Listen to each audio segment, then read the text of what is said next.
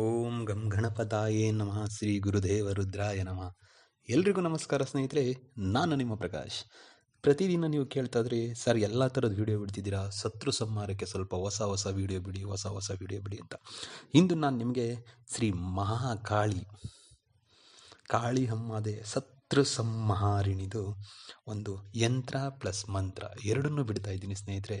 ಕೆಲವೇ ಗಂಟೆಗಳಲ್ಲಿ ನಿಮ್ಗೆ ಯಾರ್ಯಾರು ಶತ್ರು ಇದ್ದಾರೋ ಅವ್ರನ್ನ ನಾಶ ಮಾಡಿ ಸ್ನೇಹಿತರೆ. ಅದಕ್ಕೂ ಮುಂಚೆ ನನ್ನ ಚಾನಲ್ನ ಸಬ್ಸ್ಕ್ರೈಬ್ ಮಾಡಿಲ್ಲ ಅಂದರೆ ಸಬ್ಸ್ಕ್ರೈಬ್ ಮಾಡಿ, ಲೈಕ್ ಮಾಡಿ, ಶೇರ್ ಮಾಡಿ. ಹಾಗೆ ನಿಮ್ಮ ಫ್ರೆಂಡ್ಸ್ಗೆ ಹೇಳಿ ಶೇರ್ ಮಾಡೋದಕ್ಕೆ ಸ್ನೇಹಿತರೆ. ಬೆಲ್ ಐಕಾನ್ ಬಟನ್ನ ಪ್ರೆಸ್ ಮಾಡಿ, ಹಾಲನ್ನು ಗಂಟೆನ ಕ್ಲಿಕ್ ಮಾಡೋದನ್ನು ಮಾತ್ರ ಮರಿಬೇಡಿ ಸ್ನೇಹಿತರೆ. ಏಕೆಂದರೆ ಮುಂದೆ ನಾನು ಏನು ವಿಡಿಯೋಗಳು ಬಿಡ್ತೀನೋ ಅದು ಎಲ್ಲರಿಗಿಂತ ಮುಂಚೆ ನಿಮಗೆ ಬಂದು ಸೇರಬೇಕು. ಬನ್ನಿ ಸ್ನೇಹಿತರೆ, ಇದಕ್ಕೆ ವಿಧಿವಿಧಾನ ಏನು ಬೇಕು ತಿಳ್ಕೊಳ್ಳೋಣ. ಮೊದಲಿಗೆ ಸ್ನೇಹಿತರೆ ಒಂದು ಬಿಳಿಯ ಹಾಳೆ ಬೇಕು ಸ್ನೇಹಿತರೆ, ಮತ್ತು ಸ್ಮಶಾನದ್ದು ಬೂದಿ ಬೇಕು ಸ್ನೇಹಿತರೆ. ಸ್ಮಶಾನ ಬೂದಿ ಅಂದರೆ ಹೆಣ ಸುಟ್ಟಿರೋ ಬೂದಿ ಬೇಕು ಸ್ನೇಹಿತರೆ. ತಂದು ನಾ ಡಿಸ್ಪ್ಲೇ ಮೇಲೆ ಒಂದು ಯಂತ್ರ ಕೊಟ್ಟಿದ್ದೀನಿ ಸ್ನೇಹಿತರೆ. ಆ ಯಂತ್ರನ ಬೂದಿಯಲ್ಲಿ ಬರಿಬೇಕು ಸ್ನೇಹಿತರೆ.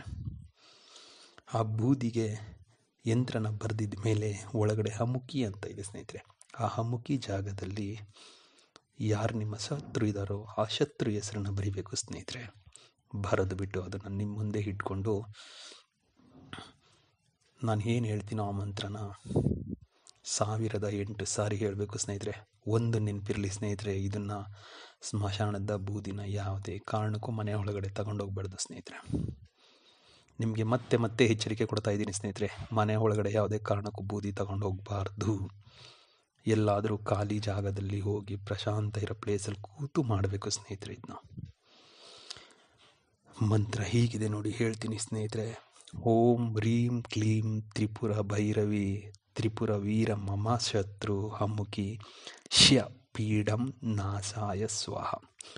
ಮಂತ್ರ ಇನ್ನೊಂದು ಸಾರಿ ಹೇಳ್ತೀನಿ ನೋಡಿ ಸ್ನೇಹಿತರೆ. ಓಂ ರೀಂ ಕ್ಲೀಂ ತ್ರಿಪುರ ಭೈರವಿ ತ್ರಿಪುರ ವೀರ ಮಮ ಶತ್ರು ಅಮುಕಿ ಶ್ಯ ಪೀಡಂ ನಾಶಾಯ ಸ್ವಾಹ.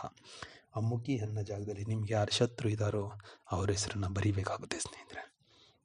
ಮಂತ್ರನೂ ಕೂಡ ನಾನು ಡಿಸ್ಪ್ಲೇ ಮೇಲೆ ಕೊಡ್ತಾ ಇದ್ದೀನಿ, ಆಯಿತಾ? ಅದೇ ಥರ ಮಾಡಿ. ಎಚ್ಚರಿಕೆ ಸ್ನೇಹಿತರೆ, ದಯವಿಟ್ಟು ಒಳ್ಳೆಯ ಕೆಲಸಕ್ಕೆ ಯೂಸ್ ಮಾಡಿ. ಸುಮ್ಮನೆ ಕೊಟ್ಟಿದ್ದಾರೆ ಅಂದ್ಬಿಟ್ಟು ಯಾರಿಗೆ ಬೇಕು ಅವ್ರಿಗೆ ಮಾಡೋಕ್ಕೋದ್ರೆ ಅದು ನಿಮಗೆ ಉಲ್ಟಾ ತಿರುಗುತ್ತೆ ಸ್ನೇಹಿತರೆ. ಎರಡನೇದು ಮತ್ತೊಮ್ಮೆ ಹೇಳ್ತಿದ್ದೀನಿ, ಬೂದಿ ಮನೆ ಒಳಗಡೆ ತಗೊಂಡು ಹೋಗಬಾರ್ದು. ಏಕಾಂತದಲ್ಲಿ ಪ್ರಶಾಂತ ಜಾಗಕ್ಕೆ ಹೋಗ್ಬಿಟ್ಟು ಕೂತೇ ಮಾಡಬೇಕು ಸ್ನೇಹಿತರೆ ಇದನ್ನ.